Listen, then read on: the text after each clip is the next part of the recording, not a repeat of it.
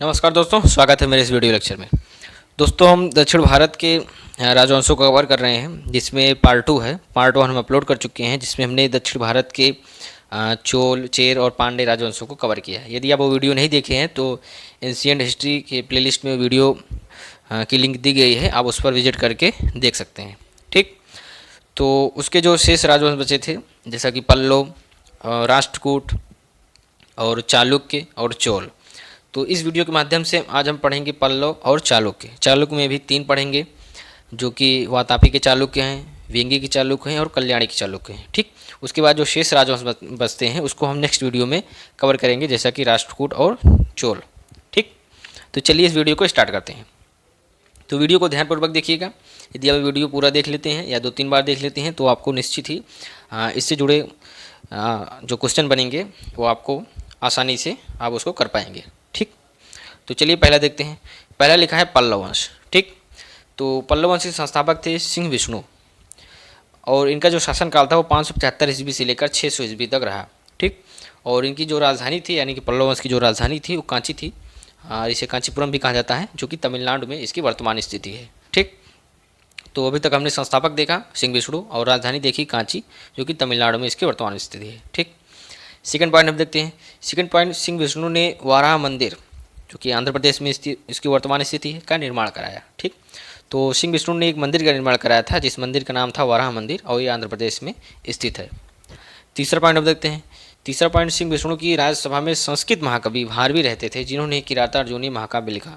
ठीक, तो इनके दरबार में एक संस्कृत के महाकवि रहते थे जिनका नाम था भारवी।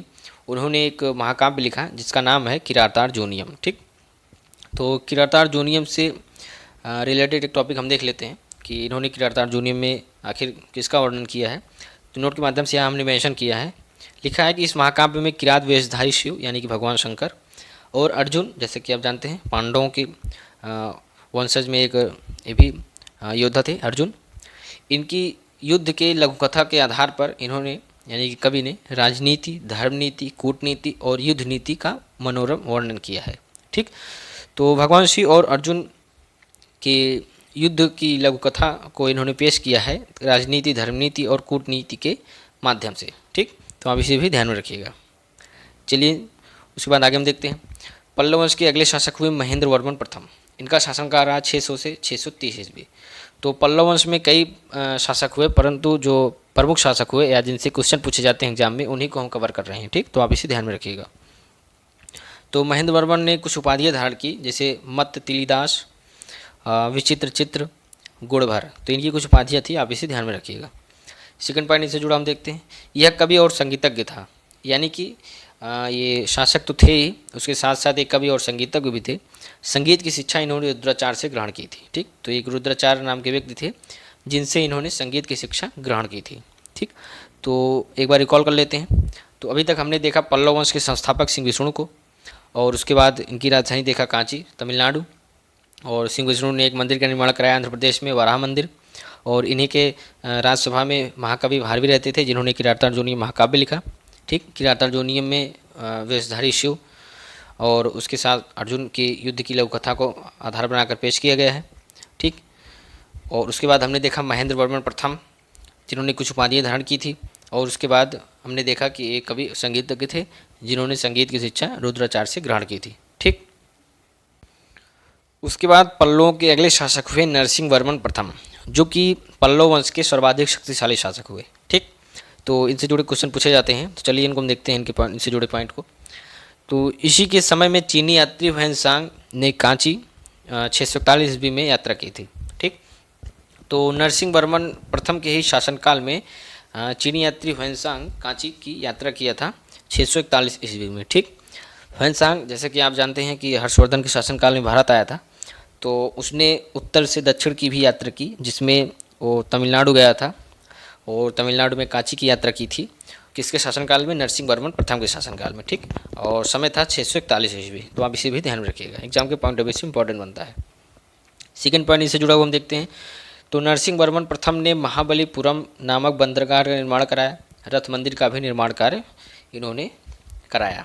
ठीक, तो नरसिंह वर्मन प्रथम ने ही महाबलीपुरम, जिसे रथ मंदिर कहा जाता है, उसका निर्माण करवाया और उसके साथ साथ उन्होंने एक बंदरगाह का भी निर्माण कराया जिसका नाम दिया गया महाबलीपुरम।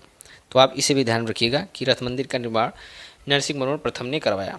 ठीक, नाम था महाबलीपुरम और उन्होंने एक बंदरगाह का भी निर्माण कराया। थर्ड पॉइंट इससे जुड़ा हुआ हम देखते हैं, वातपी कोंड की उपाधि धारण की पुलकेशिन द्वितीय को हराने के उपलक्ष्य में। तो इन्होंने चालुक्य वंश के शासक थे पुलकेशिन द्वितीय, अभी इनके बारे में आगे पढ़ेंगे। उनको इन्होंने हराया था, यानी कि नरसिंहवर्मन प्रथम ने पुलकेशिन द्वितीय को हराया था और उनको हराने के उपलक्ष्य में इन्होंने एक उपाधि धारण की थी जिसका नाम था वातपी कोंड। ठीक, तो एग्जाम के पॉइंट ऑफ व्यू से इंपॉर्टेंट बनता है कि वातपी कोंड की उपाधि किसने धारण की थी या किसके उपलक्ष्य में धारण की थी। तो इन्होंने पुलकेशिन द्वितीय को हराया था, उसी के उपलक्ष्य में इन्होंने वातपी कोंड की उपाधि धारण की थी नरसिंहवर्मन प्रथम ने। ठीक, अब हम देखते हैं नरसिंहवर्मन द्वितीय जो पल्लवों के अगले शासक हुए, इनसे जुड़ा पहले पॉइंट को देखते हैं। तो इसने कांची के कैलाश मंदिर का निर्माण करवाया जिसे राज सिद्धेश्वर मंदिर भी कहा जाता है। इस मंदिर के निर्माण में द्रविड़ कला शैली आरंभ हुई। ठीक, तो नरसिंहवर्मन द्वितीय से जुड़ा एक दो पॉइंट इंपॉर्टेंट बनता है। तो पहले पॉइंट में हमने देखा कि इन्होंने कैलाश मंदिर का निर्माण कराया और जिसे राज सिद्धेश्वर मंदिर भी कहा जाता है और इस मंदिर के निर्माण में द्रविड़ कला शैली आरंभ हुई। तो कला शैलियाँ यानी कि स्थापत्य कला शैलियाँ जैसे कि आप जानते हैं कि तीन होती हैं, एक नागर शैली, दूसरा वेसर शैली और तीसरा द्रविड़ शैली।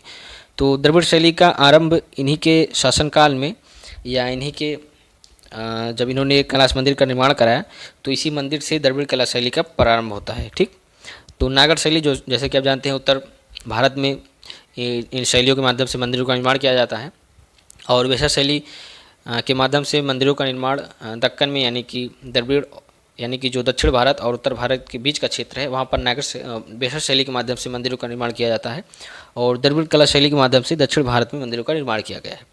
तो ये जो द्रविड़ कला शैली है इसका प्रारंभ दक्षिण भारत में होता है कैलाश मंदिर के निर्माण से। ठीक, और जिसका निर्माण नरसिंहवर्मन द्वितीय ने करवाया था।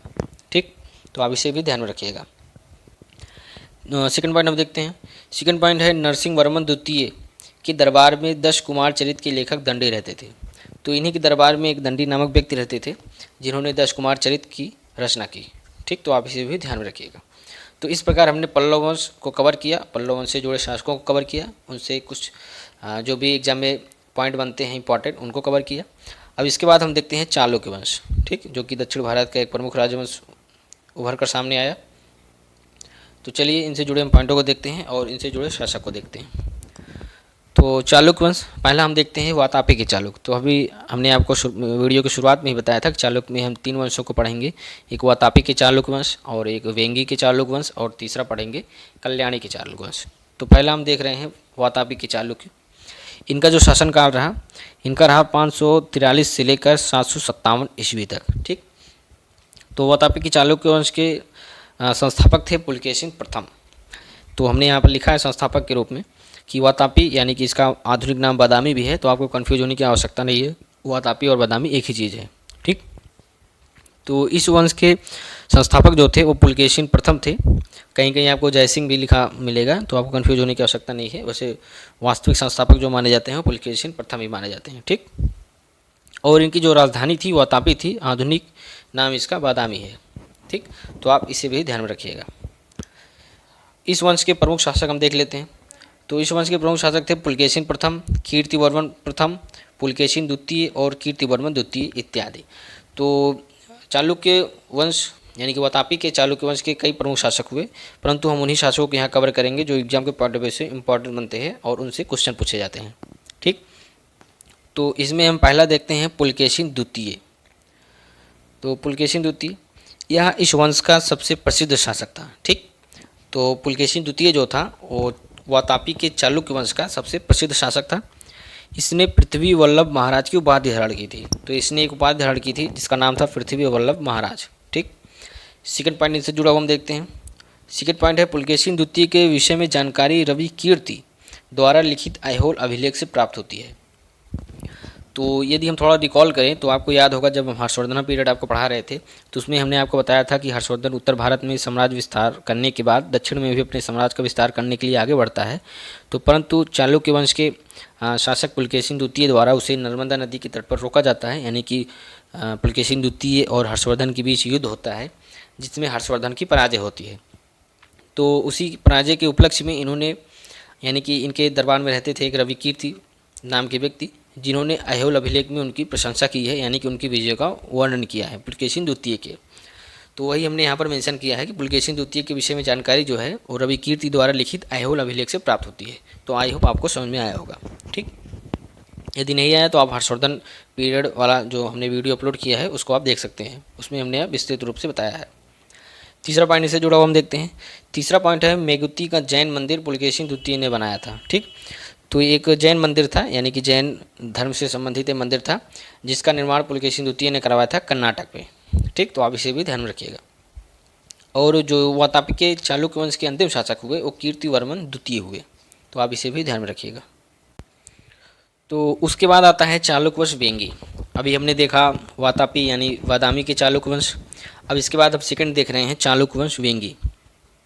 तो इसके संस्थापक थे विष्णुवर्धन। इससे जुड़े क्वेश्चन बहुत कम ही पूछे जाते हैं, एक दो इंपॉर्टेंट पॉइंट हैं इनसे, उनको हम देखते हैं। तो इनके संस्थापक थे विष्णुवर्धन और राजधानी थी वेंगी, जो कि आंध्र प्रदेश में पड़ती है। ठीक, और सेकंड पॉइंट देखते हैं हम। इस वंश के सबसे प्रतापी शासक थे विजयादित्य तृतीय, जिसका सेनापति था पंडरंग।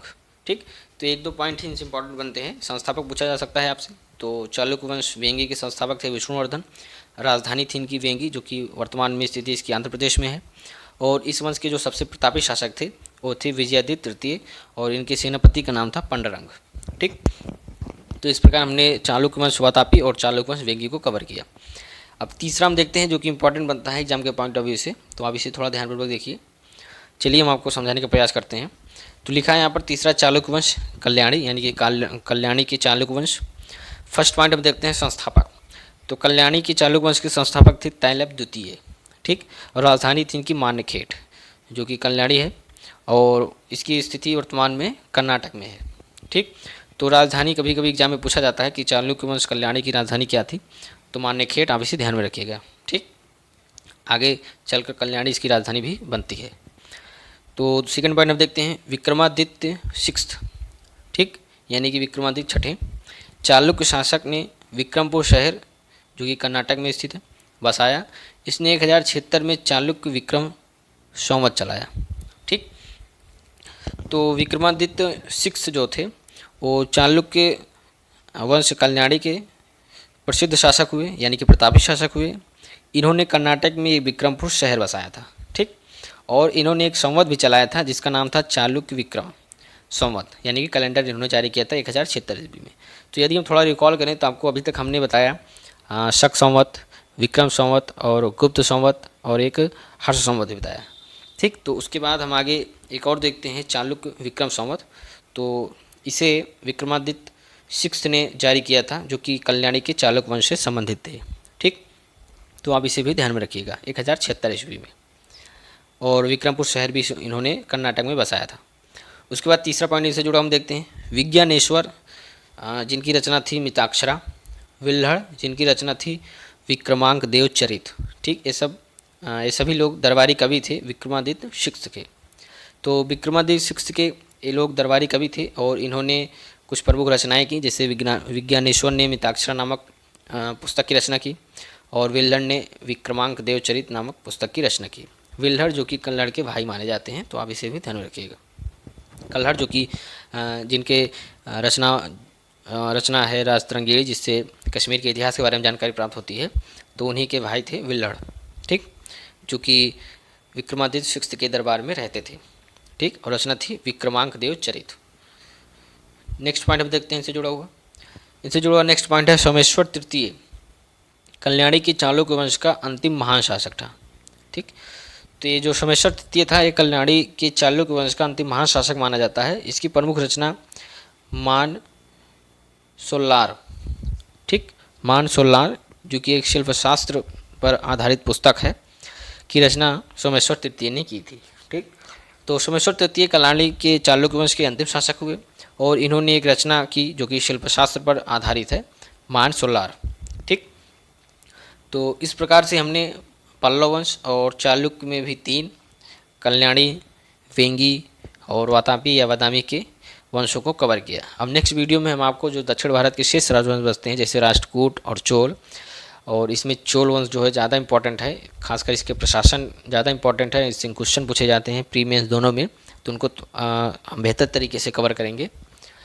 तो उसके बाद फिर इसके 1-2 वीडियो शायद और आएंगे जो कुछ इंपॉर्टेंट बनते हैं एग्जाम के पॉइंट ऑफ व्यू से, नहीं तो ये एंशिएंट हिस्ट्री का टॉपिक कंप्लीट होता है। ठीक, तो मिलते हैं नेक्स्ट वीडियो में, तब तक के लिए नमस्कार।